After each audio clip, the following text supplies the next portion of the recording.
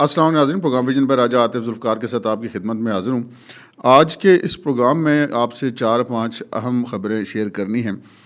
ایک جو پہلی خبر ہے وہ ہم یہ شیئر کریں گے، جو ڈیڈ لاک ختم ہو گیا گزشتہ شب نصف شب کے بعد ایک پریس کانفرنس ہوئی اور قوم کو یہ خوشخبری سنائی گئی کہ مسلم لیگ نون اور پیپلز پارٹی میں حکومت سازی کے حوالے سے جو ڈیڈ لاک تھا وہ ختم ہو گیا ہے اور اب یہ دونوں مل کر ہنسی خوشی حکومت کریں گے۔ اس کی تفصیلات آپ کے ساتھ شیئر کریں گے اور پھر آپ کے ساتھ دوسری خبر ہم شیئر کریں گے کہ اسلام آباد کی ایک کوسار مارکیٹ میں ایک بڑا افسوسناک واقعہ پیش آیا اور وہ خواجہ سعد رفیق اور حنیف عباسی کے ساتھ پیش آیا، وہ شیئر کریں گے۔ اور پھر جو کمشنر پنڈی نے جو ایک طوفان اٹھایا تھا، اب تو سابق کمشنر ہو گئے، لیاقت چٹھا، وہ کچھ ان کے معاملات کا کھرا مل گیا ہے کہ وہ کس طرف جا رہا ہے، یہ آپ کے ساتھ شیئر کریں گے۔ اور پھر اس کے علاوہ کچھ ایک پلاننگ سامنے آئی ہے، ڈی آر اوز اور آر اوز جو ہیں ملک بھر میں جنہوں نے انتخابات کا انعقاد کروایا، وہ اور ان کے اہل خانہ وہ خطرے میں ہیں۔ وہ کیسے خطرے میں، یہ بھی آپ کے ساتھ شیئر کرتے ہیں۔ تو پہلی خبر سے آغاز کرتے ہیں جی۔ گزشتہ شب 12 بجے تقریباً ایک پریس کانفرنس ہوئی۔ اس پریس کانفرنس میں آصف علی زرداری صاحب، شہباز شریف صاحب اور بلاول بھٹو زرداری صاحب موجود تھے اور وہاں پر یہ اعلان کیا گیا کہ جناب ہمارے معاملات جو ہیں وہ طے پا گئے ہیں۔ اور ابھی انہوں نے صرف 2 عہدوں کا اعلان کیا۔ ایک تو شہباز شریف صاحب نے اعلان کیا کہ صدر کے ہمارے جو متفقہ امیدوار ہوں گے 5 سال کے لیے وہ آصف علی زرداری صاحب ہوں گے، اور آصف علی زرداری اور بلاول بھٹو زرداری نے یہ اعلان کیا کہ شہباز شریف صاحب جو ہیں وہ ہمارے وزیر اعظم کے امیدوار ہوں گے۔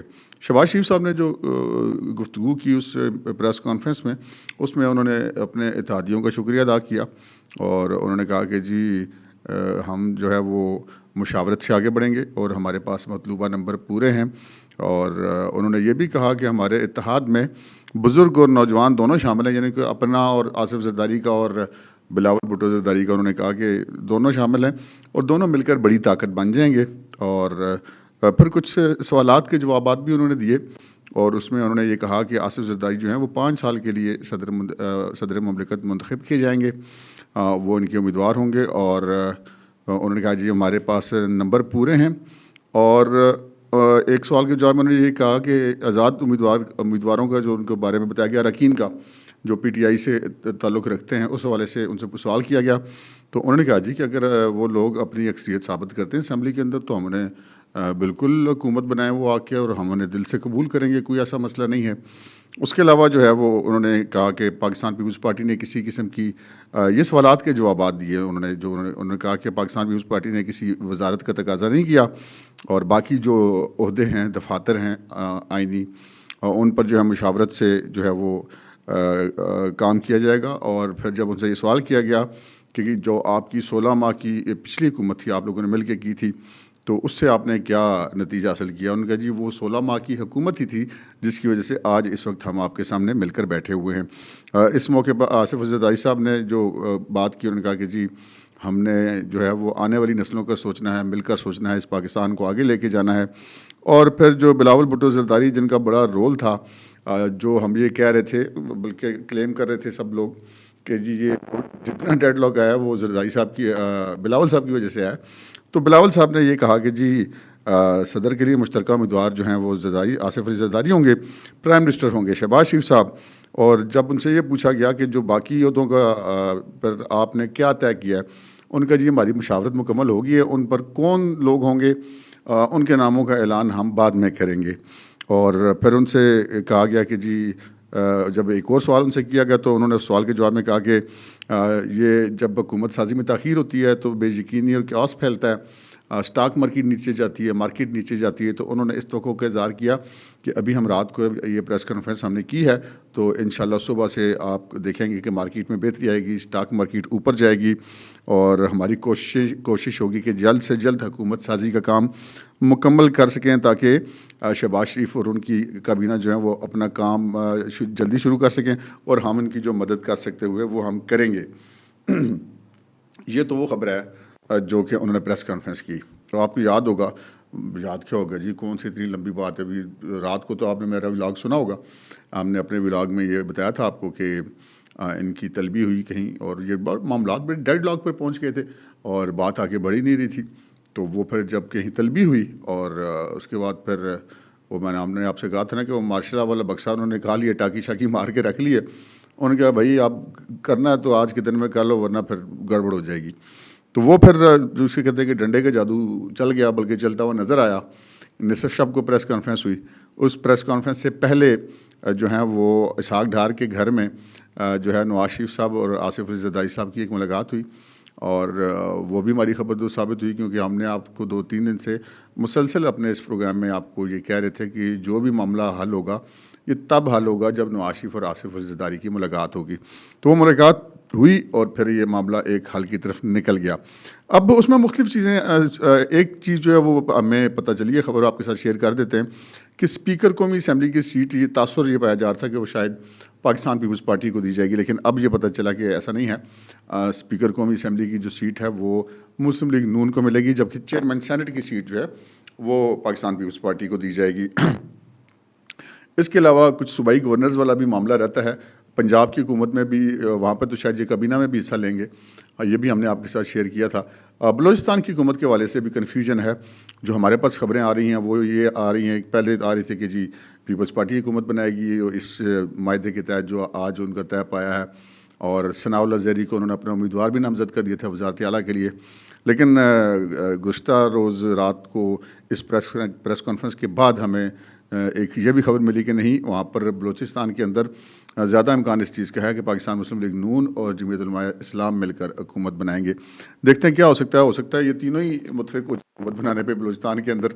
تو یہ ایک معاملہ تھا، ہم نے کہا آپ کے ساتھ یہ شیئر کر دیں کہ اس کے پیچھے بیک گراؤنڈ کیا تھی. وہ آپ ہمارا گزشتہ شب کا جو ولاگ ہے اس سے پہلے کا وہ آپ دیکھ سکتے ہیں. اچھا جی، اب ہم آتے ہیں اگلی خبروں کی طرف. اگلی خبریں آپ کو پتہ ہے کمشنر پنڈی جو تھے لیاقت چٹھا، اب تو سابق کمشنر ہو گئے، انہوں نے اپنے ریٹائرمنٹ سے چند روز قبل ایک چائے کی پیالی میں طوفان برپا کرنے کی کوشش کی اور اقبال جرم کیا اور کہا جی ہم نے الیکشن میں دھاندلی کی ہے اور میں سو نہیں پاتا اور میرا جو ہے وہ میں خودکشی کرنے لگا تھا. پھر میں نے کہا میں عوام کو بتاؤں جا کے پریس کانفرنس میں، اور بڑے وہ فریش ہو کے سوٹڈ بوٹڈ ٹائی میں، پتہ نہیں انہوں نے خودکشی کی کوشش کی تھی یا نہیں کی تھی. تو وہ پھر ان کو تحویل میں لے لیا گیا. ان کا جی مجھے گرفتار کیا جائے. انہوں نے الزامات عائد کیے جسٹس قاضی فائزہ کے اوپر، چیف الیکشن کمشنر کے اوپر، لیکن سمجھدار آدمی ہیں، انہوں نے جنہیں پاک فوج کو ایک سائڈ پہ کر دیا. اب اگر یہ کہا جائے کہ پاک فوج کا تو الیکشن سے تعلق نہیں ہے تو بالکل بات ٹھیک ہے، اس کا تو الیکشن سے تعلق، پولنگ کے عمل سے تو پاک فوج کا تعلق تھا ہی نہیں، سیکیورٹی کی چیز کے ساتھ تھا، اور وہ پولنگ اسٹیشن سے باہر تھی فوج اور کافی دور تھی تاکہ کسی ایمرجنسی میں وہ اپنا کام کر سکیں. جو فرسٹ سیکیورٹی جو لیئر تھی وہ تو پولیس ہی کی تھی، اور فوج نے اس الیکشن کے پروسیس میں کوئی ان کا رول نہیں تھا. لیکن اسی طرح چیف جسٹس قاضی فائزہ کا بھی کوئی رول نہیں تھا، لیکن کمشنر صاحب نے ان کا تعلق بنا دیا، اور خود کمشنر صاحب کا بھی تعلق نہیں تھا، کیونکہ جو ان کے ماتحت اگر ان کا بات کریں اسسٹنٹ کمشنرز اور ڈپٹی کمشنرز، آر اوز اور ڈی آر اوز بنے ہوئے تھے، تو وہ بطور اسسٹنٹ کمشنر یا ڈپٹی کمشنر تو وہ کمشنر صاحب کو جواب دہ ہیں، ان کے ماتحت آتے ہیں. لیکن جب وہ بطور آر او اور ڈی آر او کام کر رہے ہوتے ہیں تو پھر وہ کمشنر کے یا صوبائی حکومت کے یا چیف سیکرٹری کے ماتحت نہیں آتے، پھر وہ الیکشن کمیشن آف پاکستان کے ماتحت آتے ہیں یا صوبائی الیکشن کمشنر کے ماتحت آتے ہیں. تو انہوں نے ایک ایسے جرم کا اقبال کیا جو ان کے اختیار میں ہی نہیں تھا. تو دوست لگے ہوئے تھے اس کے پیچھے. تو پھر ایک ہمارے دوست ہیں حسن ایوب صاحب، بڑے سینئر جرنلسٹ ہیں، انہوں نے جو ہے وہ اس چیز کا سراغ نکالا ہے، کیونکہ اس تب سے 2-3 دن سے وہ کمشنر صاحب جو ہیں وہ مطلب تحویل میں تھے، ان سے تفتیش کی جا رہی تھی. ہم نے آپ کو بتایا تھا کہ ان کے جو 2 موبائل فونز ہیں ان کو قبضے میں لیا گیا تھا اور ان سے کافی ساری چیزیں نکلی تھیں. تو اب اس حسن ایوب صاحب نے ایک ٹویٹ کیا، یہ آپ اپنی اسکرین پر اس ٹویٹ کو دیکھ رہے ہوں گے. اس میں انہوں نے یہ کہا ہے کہ جو راولپنڈی کے جو کمشنر تھے لیاقت چٹھا والا، اس معاملے پہ انہوں نے کہا کہ معاملہ سنگین صورت اختیار کر گیا ہے اور یہ ریاست پاکستان پر حملہ ہے، اور تمام شواہد اس حوالے سے حاصل کر لیے گئے ہیں اور جو کہ ناقابل تردید ہیں اور ٹھوس ثبوتوں پر مشتمل ہیں جو کہ ان کے فونز وغیرہ سے پائے گئے. اور انہوں نے کہا کہ بیرسٹر گوہر سمیت پاکستان تحریک انصاف کے سرکردہ رہنما اس سازش میں ملوث پائے گئے ہیں. یہ ہمارے پاس بھی ایسی اطلاعات تھی، لیکن حسن ایوب صاحب نے اس کو کنفرم کر دیا ہے کہ یہ معاملات جو نہیں پاکستان تحریک انصاف کی طرف اس سارے معاملے کا کھرا جا رہا ہے. اور کمشنر صاحب اب دیکھنا یہ بات ہے کہ یہ ہنی ٹریپ میں آئے ہیں یا منی ٹریپ میں آئے ہیں. آئے برل یہ ٹریپ میں ہی ہیں. یہ بھی ہمیں پتہ چلا ہے کہ دوران حراست انہوں نے یا طویل کے دوران جب تفتیش ان سے ہوتی تو وہ سمجھ گئے تھے کہ اب بھائی اب تیر کمان سے نکل گیا. تو وہ جو بڑی قطعیت کے ساتھ پہلے کہہ رہے تھے کہ جی وہ میرا سٹاف تو میرے پاس آ کے رو رہا تھا اور میرے حکم پر وہ مجبوراً دھاندلی کر رہے تھے. اور انہوں نے جب ان سے پوچھا گیا کہ دوران طویل کی جی آپ کے پاس کیا ثبوت ہے؟ ان کا جی میرے پاس ثبوت تو کوئی نہیں ہے. ان کو پھر آپ نے یہ کیسے کہا کہ آپ کے حکم پر یہ دھاندلی ہوئی؟ تو انہوں نے اپنے حکم والی بات سے بھی مکر گیا. وہ کہتے ہیں کہ میرے خیال ہے دھاندلی ہوئی ہوگی. اور اس کے بعد انہوں نے کہا جی میں تو ذہنی دباؤ میں تھا. اور انہوں نے یہ کہا بھی پریس کانفرنس میں کہ جی میں سوشل میڈیا کا پریشر تھا مجھ پہ اور جو اوورسیئر پاکستانیوں کا پریشر تھا. تو جب انہوں نے یہ دو باتیں کہی تھی کہ اوورسیئر پاکستانیوں کا پریشر تھا اور پھر ان کا سوشل میڈیا کا پریشر تھا, پھر ٹارگٹ انہوں نے کیا چیف الیکشن کمشنر کو اور قاضی فائز صاحب چیف جسٹس پاکستان کو. تو جن کا پریشر تھا وہ بھی زیادہ پی ٹی آئی سے لنک بنتا تھا, اور جن کے وہ الزام لگاتے وہ بھی وہ ہیں جو عمران خان کے ٹارگٹ رہے ہیں. تو شک پڑ گیا تھا, لیکن اب وہ شواہد پر آ گیا, ناقابل تردید ثبوت اس حوالے سے حاصل کر لیے گئے ہیں. پھر اسی طرح گزشتہ روز ایک اور بڑا افسوسناک واقعہ ہوا جس سے ہم کبھی کبھار تو ذکر کرتے رہتے ہیں آپ سے کہ ہمارا معاشرہ اس طرف کو جا رہا ہے, لیکن افسوس کی بات ہے کہ اس طرف کو جا رہا ہے. اور وہ پاکستان تحریک انصاف جب سے پاکستان کے اندر انڈکٹ ہوئی ہے یا انڈکٹ کی گئی ہے, اس کے بعد سے جو ہمارا سوشل سٹرکچر تھا اور جو ہمارے معاشرے کی بنت ہے وہ بڑی بری طرح سے تباہ ہوئی ہے اور مسلسل کی جا رہی ہے. جو واقعہ ہوا وہ یہ واقعہ ہوا کہ پاکستان مسلم لیگ نون کے جو رہنما ہیں خواجہ سعد رفیق اور حنیف عباسی, یہ اسلام آباد میں ایک چھوٹی سی مارکیٹ ہے, اس کا نام ہے کوہسار مارکیٹ. وہ کوہسار مارکیٹ جو ہے وہ عموماً وہاں پر آپ کو اگر آپ شام کو وہاں پہ جائیں تو آپ کو پاکستان کے جو وزراء ہیں, آپ کو پاکستان کے دانشور ہیں, پاکستان کے صحافی ہیں, پاکستان کے بڑے سیاستدان ہیں اور بیوروکریٹس ہیں اور مختلف شعبہ زندگی کے لوگ وہاں پہ پائے جاتے ہیں. تو مرکز سمجھی جاتی ہے اس قسم کی سیاسی ایکٹیویٹیز کا بھی اور دانشورانہ ایکٹیویٹیز کا بھی. تو وہاں پر یہ جو خواجہ سعد رفیق صاحب ہیں اور حنیف عباسی, یہ وہاں پر ایک ریسٹورنٹ میں کھانا کھا رہے تھے. اور وہ چونکہ لازم بات ہے مشہور لوگ ہیں تو وہاں پہ کچھ لوگ جمع ہو گئے, انہوں نے ان کے ساتھ وہ سیلفیاں وغیرہ بنانی شروع کر دی. تو مشہور آدمی کے ساتھ یہ بھی بڑا مسئلہ ہوتا ہے نا کہ اگر وہ کہیں جائے تو وہ سیلفیوں لے آ جاتے ہیں تو وہ بیچارہ کھانا بھی ٹھیک طریقے سے نہیں کھا سکتا. تو وہ جب لوگ زیادہ آ گئے وہاں پر اس ریسٹورنٹ کے اندر اور ان کے ساتھ سیلفیاں بنانی شروع کر دی. تو وہ دو خواتین تھیں جو کہ تھوڑا سا دو خواتین تھیں یا تین تھیں, یا مجھے صحیح کنفرم نہیں ہے, لیکن یہ خبر ہے کہ وہ خواتین تھیں. تو انہوں نے مطلب اونچا اونچا بولنا شروع کر دیا. اس کے بعد انہوں نے گالم گلوچ شروع کر دی. اب کوئی مرد اگر ایسی بات کرے تو اس کے ساتھ کوئی بندہ ہاتھا پائی بھی کرتا ہے, اس کو بائی فورس بھی چپ کرانے کی کوشش کرتا ہے, لیکن اب خاتون ہو تو پھر بڑا مسئلہ بن جاتا ہے. اور بعد میں پروپیگنڈا یہ ہوتا ہے جی خواتین کے ساتھ بڑی زیادتی ہوگی. تو وہ حنیف عباسی صاحب چونکہ ایک سمجھدار آدمی ہیں, تو انہوں نے جب دیکھا کہ وہ خواتین باز نہیں آ رہی تو انہوں نے اپنے موبائل سے مبینہ طور پہ ان کی ویڈیو بنانی شروع کر دی کہ وہ نظر آ جائے کہ وہ کس طرح کھڑی ہو کر بلا جواز یا زیادتی کرتے ہوئے گالم گلوچ کر رہی ہیں.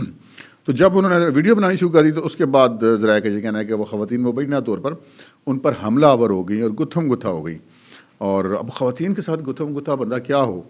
بہرحال وہ لوگوں نے ان کو ہٹایا بٹایا اور اس کے بعد خواجہ سعد رفیق حنیف عباسی کو وہاں سے لے کر نکل گئے, اپنی گاڑی میں لے کر بٹھا کر وہاں سے روانہ ہو گئے. تو یہ واقعہ جو ہے یہ اس جسے کہتے ہیں کہ طرز عمل کی عکاس ہے جو تربیت عمران خان صاحب اپنے فالوورز کی بڑے عرصے سے مسلسل کرتے چلے آ رہے ہیں. آپ نے سنا ہوگا کئی بار اس پاکستان کے اندر کوئی بھی شخص ایسا نہیں ہے جو یہ کہے کہ میں نے عمران خان کو ایسی باتیں کرتے ہوئے نہیں سنا کہ وہ کہتے تھے کہ جی ان کو تو گھروں سے نہ نکلنے دو, تو گھیراؤ کر لو, تو یہ کرپٹ ہیں, تو ان کی زندگی آرام کرتے ہیں. انہوں نے تو مطلب ایون فیلڈ اپارٹمنٹ لندن سے لے کے تو مسجد نبوی تک جو نہیں ہے یہ ٹرولنگ اور یہ گالم گلوچ بریگیڈ اور یہ سارا انہوں نے کچھ کام کرایا ہوا ہے. اور یہ مطلب یہ تو ان کی ایک روٹین ہے. بلکہ یہاں تک بھی کہتے تھے کہ جب ان کی پارٹی کے لوگ ان کو چھوڑ رہے تھے تو یہ تقریریں کر کے عمران خان صاحب کہتے تھے کہ جی ان کے بچوں کو اسکولوں میں جو نہیں آپ ان کو گھیرے میں لیں اور ان پہ دباؤ ڈالیں اور ان کے گھروں کا گھیراؤ کریں.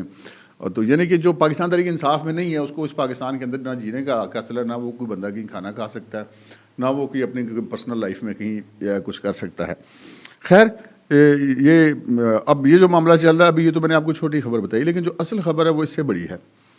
وہ بڑی خبر کیا ہے جناب, ہمارے ذرائع کا یہ کہنا ہے کہ پاکستان تحریک انصاف نے ایک اور پلاننگ کی ہے, اور وہ پلاننگ کی ہے پورے ملک میں جتنے ڈپٹی کمشنرز اور اسسٹنٹ کمشنر اور ADCGs نے بطور DRO اور بطور RO ان کو الیکشن کو کنڈکٹ کیا تھا. انہوں نے ایک مبینہ طور پہ ہدایات جاری کی ہیں اپنے مطلب میں اپنے گنڈوں کو ہی کہوں گا، اپنے گنڈوں کو انہوں نے ہدایات جاری کی ہیں کہ ان تمام کی تصاویر حاصل کی جائیں، ان کو پبلک کیا جائے، ان کو مشتہر کیا جائے. اور کافی سارے وہ مشتہر کر بھی رہے ہیں، آپ نے دیکھا ہوگا کہ یہ پنڈی کے ROs ہیں اور یہ ان کی تصویریں پہچان لیں اور شناخت کر لیں. اس طرح کے انہوں نے سوشل میڈیا پہ چڑھائی ہیں تصویریں، اور اب یہ اس کو باقاعدہ ایک منظم منصوبہ بندی کے تحت کرنے کی جا رہے ہیں. اور ان سب کو کہا گیا کہ ان کی تصاویر لیں، پھر ان کی فیملیز، ان کے بیوی اہل خانہ، جو ان کے خاندان کے افراد، بہن بھائی، بیوی بچے، ان سب کی تصاویر انہوں نے کہا کہ ارینج کریں اور اس کو پھیلا دیں اپنی پارٹی کے لوگوں تک کہ یہ جہاں سے گزریں، جہاں پہ یہ پڑھتے ہوں، جہاں پہ یہ نوکری کرتے ہوں، ان کا گھراؤ کریں اور ان کی زندگیاں حرام کر دیں. کس طرف کو لے کے جانے کی کوشش کریں. میں تو خیر اس چیز کا ہمیشہ سے کہہ لوں کہ عمران خان صاحب تو ایک مبینہ طور پہ ایک پلاننگ کے تحت پاکستان کی مطلب ہر چیز کو تباہ کرنے پہ تلے ہوئے ہیں. ان کا ایک ہی مقصد ہے اور وہ ہے غیر یقینی کی صورتحال پیدا کرنا، پاکستان کو ڈی اسٹیبل کرنا. اور وہ چاہے اقتدار میں ہوں تب بھی کریں گے، نہیں ہوں گے تب بھی کریں گے. یہ ایک ایسی مطلب جسے کہتے ہیں وہ سام کے گلے میں چوندر والی بات ہے کہ نہ نگلے چین ہے نہ اگلے چین ہے.